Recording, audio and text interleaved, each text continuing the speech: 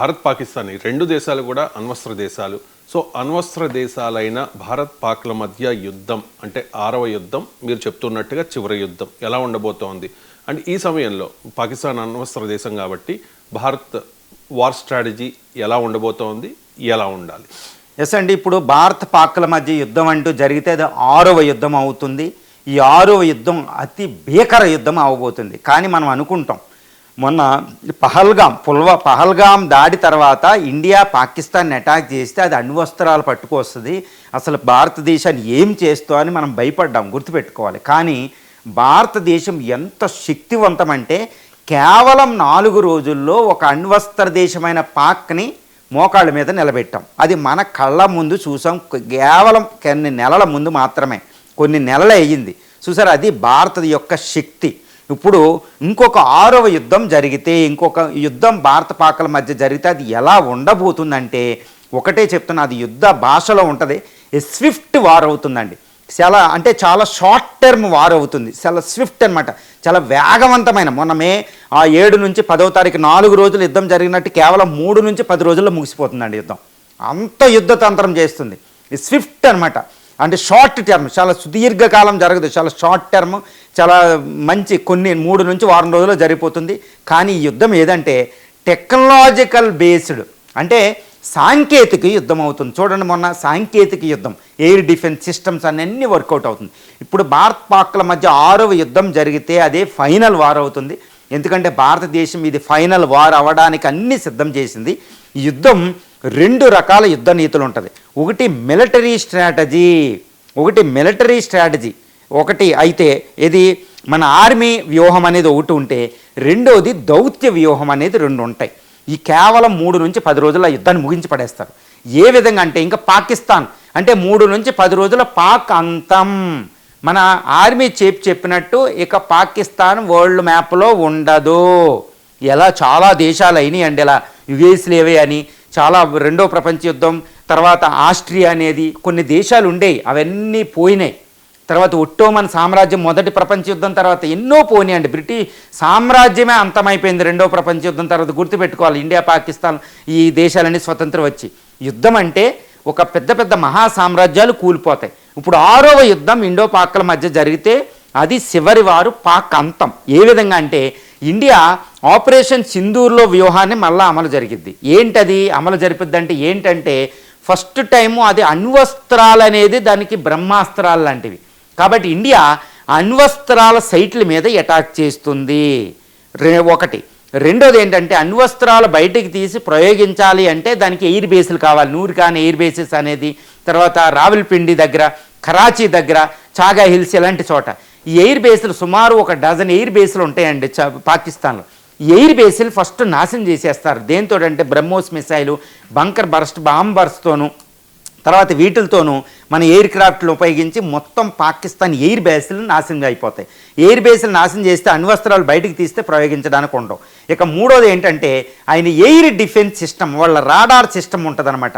వాటిని మనం విమానాలు వాళ్ళకి వెళ్ళడం అనేది పసిగట్టే రాడార్ సిస్టమ్ని, ఎయిర్ డిఫెన్స్ సిస్టమ్ని నాశనం చేసేస్తారు. రాడార్లను నాశనం చేసేస్తే మన ఎయిర్ క్రాఫ్ట్లని, క్యారియర్లని, వాటిని ఎయిర్ క్రాఫ్ట్లని, యుద్ధ విమానాలను అది పసిగట్టలేదు. సో మన విమానాలు ఫ్రీగా మొన్న ఆపరేషన్ సింధూర్లో వెళ్ళి లాహోర్, ఇస్లామాబాద్ దాకా తిరిగేసి వచ్చేసిన వాళ్ళు ఏం చేయలేని పరిస్థితి. సో రాడార్ స్టేషన్ని నాశనం చేస్తారు. ఎయిర్ బేస్ అంటే HQ-9 లాంటి ఎయిర్ డిఫెన్స్ సిస్టమ్ని నాశనం చేసేస్తాం. కాబట్టి ఇంకా దానికి నవనాడుల్ని చితక్కొట్టేస్తాం అనమాట. కాబట్టి మనం వెళ్ళి భీకరంగా మనం ఏం చేయాలో చేసేయచ్చు అనమాట. మన ఆపరేషన్ సింధూర్లో అదే జరిగింది.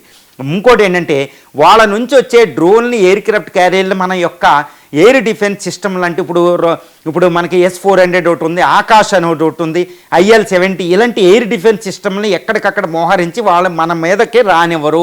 ఆపరేషన్ సింధూర్లో మనం చూసాం, అదొకటి. తర్వాత నేవల్ బ్లాకేడ్ అనేది ఒకటి ఉంటుందండి. ఈ నేవల్ బ్లాకేడ్ అంటే అరేబియా సీలో కరాచీ ఎయిర్పోర్ట్లు మొత్తం మనం బ్లాకేడ్ చేసి ఎక్స్పోర్ట్ ఇంపోర్ట్స్ దానికి రానివ్వం. సో వెంటనే కరాచీ అనేది మనకు లొంగిపోవాల్సిన పరిస్థితి వస్తుంది.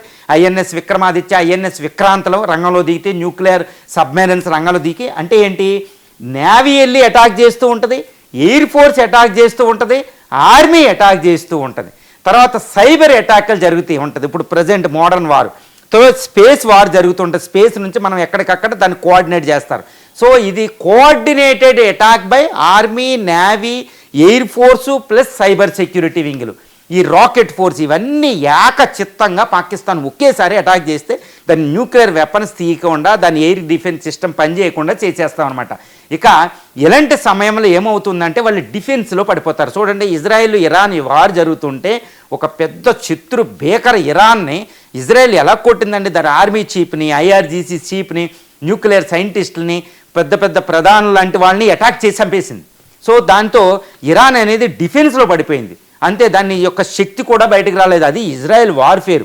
అలాంటిది మనం ఇజ్రాయెల్ హెల్ప్ తీసుకుని అలాంటిది మనం చేయబోతున్నాం ఇప్పుడు. సో పాకిస్తాన్ అంతం ఇదంతా ఒక పక్కన జరుగుతూ ఉంటే రెండో పక్కన దౌత్యయుద్ధం జరుగుతూ ఉంటాయి. ప్రపంచంలో ఏ పవర్ని కూడా పాకిస్తాన్ సపోర్ట్గా రానివ్వం, ఎక్కడికక్కడ దౌత్యయుద్ధం. ఇదే సమయంలో ఇండియా పాకిస్తాన్ అంతం ఓడించడం కాదండి, 6వ యుద్ధం జరిగితే it would be the final war. అంటే పాకిస్తాన్ అంతం కోసం చేసే యుద్ధం. కాబట్టి పాకిస్తాన్ అంతం ఎలా అవుతుంది అంటే అక్కడ పీఓకే ప్రజలు ఆల్రెడీ ప్రొటెస్టులు చేస్తున్నారు. వాళ్ళు పీఓకేని ఇండియాలో కలిసిపోతుందని వాళ్ళు డిక్లేర్ చేస్తారు అక్కడ లీడర్స్. 2 బలూచిస్తాన్ తన స్వతంత్ర దేశంగా ప్రకటించుకుంది. ఇంకా పూర్తి స్వతంత్రం అయ్యి స్వతంత్ర దేశం వచ్చి దాన్ని ఇండియా రికగ్నైజ్ చేసి తర్వాత ఇజ్రాయెల్ అంటే మన మిత్ర దేశాలు, రష్యా లాంటి దానితో రికగ్నైజ్ చేపిస్తాం. ఇంకా అది స్వతంత్ర దేశం అయిపోతుంది, అది సెపరేట్ అయిపోతుంది. నార్త్ వెస్టర్న్ ఫ్రాంటియర్ ప్రావిన్స్ని కూడా గుర్తిస్తే వాళ్ళు సెపరేట్ అయిపోతారు. తర్వాత సింధు, లాహోర్ వరకే ఈ పీఓకేని, ఇటు కరాచీ వరకే కొన్ని ప్రాంతాలు మనకి సరిహద్దు ప్రాంతాలు మనం ఇండియా ఆక్యుపై చేసుకుని తనలో కనిపేసుకుంటుంది. అంతే, పాకిస్తాన్ అంతం. ఇది జరిగి తీరాలేదు, ఇది ఊహ కాదండి, ఇది నిజంగా జరిగేది. సలామీ స్ట్రైటేజ్ అనేది ఒక వ్యూహం ఉంటుంది అనమాట. చిలక కొట్టుడు అనేది తెలుగులో చెప్పాలంటే సలామీ అంటే from the Rann of Kutch, Sir Creek Gujarat నుండి అక్కడ జమ్మూ అండ్ కాశ్మీరు, లడక్, లేహ్ వరకే 3360 కిలోమీటర్ల ప్రాంతం అంతా ఒకేసారి ఆర్మీ ముందుకు కదులుతుంది. ఒక 5-6 లక్షల మంది ఆర్మీ. వెంటనే లాహోరు చూడండి, ఇండియా పాకిస్తాన్ చూస్తే ఇటు కరాచీ 146 కిలోమీటర్ల దూరంలో ఉంటుంది. తర్వాత లాహోర్ ఎంతో ఉండదండి, పంజాబ్ అమృత్సర్కి 60-70 కిలోమీటర్ల దూరంలో ఉంటుంది. తర్వాత ఇటు పీఓకే, వీటినన్నింటిని ఆక్యుపై చేసుకుంటే వెంటనే పంజాబ్, సింధు లాంటి రిచెస్ట్ స్టేట్లు పాకిస్తాన్లో వెంటనే ఇండియాలో కలిసిపోతాయి. బలూచిస్తాన్ సెపరేట్. అంటే మనం ఏంటి, శత్రువు అణ్వాయుధాలు బయటికి తీయకుండా ఇజ్రాయెల్ లాంటి, రష్యా లాంటి హెల్ప్లు తీసుకుని వాళ్ళు ఎయిర్ బేస్లను కొట్టేసి అసలు వాళ్ళు అడుగు తీసి అడుగులేని, చెయ్యి ఎత్తలేని పరిస్థితి క్రియేట్ చేసి వాళ్ళు న్యూక్లియర్ వెపన్స్, మిసైల్ పనిచేయకుండా చేసేసి తర్వాత మనం కావాల్సిన ప్రాంతాలను ఆక్యుపై చేసుకుని అక్కడ దేశాలను విడదీసే వాళ్ళని, కావాల్సుకున్న వాళ్ళని స్వతంత్ర దేశాలుగా ఏర్పాటు చేసేసి శత్రువులు, మన శత్రు దేశాలు ఎవ్వరూ కూడా పాకిస్తాన్ సపోర్ట్గా రాకుండా చేసి కేవలం 3-4 రోజుల్లోనే, 3 నుంచి 10 రోజులండి అకార్డింగ్ టు ఆపరేషన్ సింధూర్ని గమనిస్తే, ఇంతటి యుద్ధ వ్యూహంతో, వార్ఫేర్ స్ట్రాటజీతో ఈరోజు ఇండియా సిద్ధమైంది. ఇది 2025 ఇండియా. దీని పవర్ ఆపరేషన్ సింధూర్లో మనం చెప్పాం. కాబట్టి నేను చెప్పేది ఏం విచిత్రం కాదండి, దాని మీద ఆధారపడి నేను అనాలిసిస్ చేస్తున్న యుద్ధ పత్రికలు ఇవన్నీ ఉంటాయి ఈ కథనాలు. అందుకని ఇండియా అనేది ఈరోజు నేవీ, ఎయిర్ ఫోర్సు, తర్వాత మిస్సైల్ వింగ్ని ప్రతి విభాగాన్ని శుద్ధి చేసుకుంది. తర్వాత గూగుల్ మ్యాప్ల కింద మనం ఆధారపడడం నావిక్ అని మనమే స్పేస్ నుంచి స్పైయింగ్ శాటిలైట్ల ద్వారా నావిక్ డెవలప్ చేస్తున్నాం. లేజర్ గైడెడ్ అన్నిటిని ఎక్కడికక్కడ సిద్ధం చేసుకుని పెట్టుకున్నాం. దౌత్యపరంగా కూడా ఇండియా సూపర్ పవర్ అయిపోయింది. 4.5 ట్రిలియన్ డాలర్ ఎకానమీ. మన వార్ బడ్జెట్ కూడా అంతే. అకార్డింగ్ టు సిప్రీ రిపోర్ట్ అనేది గ్లోబల్ పవర్ ఇండెక్స్ ప్రకారం 4th స్టేట్. సో దీంతో యుద్ధానికి ఎవరు రారు, దౌత్య యుద్ధాన్ని యాడ్ చేస్తున్నాం. సో ఆది నాయకత్వం, ఈరోజు మోడీ నాయకత్వం సంకల్పంతో హైలీ డిటర్మైండ్ అనమాట. మోడీ పాకిస్తాన్ అంతం చూస్తేనే రిటైర్మెంట్ అన్నట్టు కూర్చున్నారు. కాబట్టి యుద్ధం 6th వార్ అనివార్యం. ఇది ఫైనల్ వార్, పాక్ అంతమే.